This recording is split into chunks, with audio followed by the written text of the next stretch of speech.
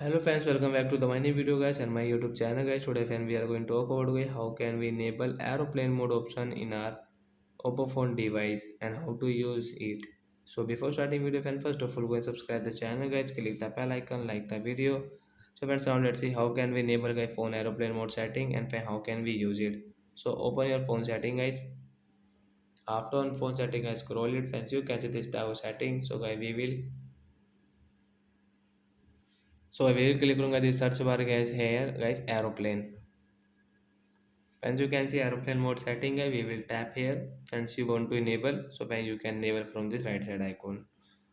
After 4 seconds, your aeroplane mode will enable, and guys, you cannot use guys your mobile network setting, but guys, you can use guys your Wi-Fi setting. You want to connect any Wi-Fi network, so guys, you can connect it. So I will connect any Wi-Fi network, guys.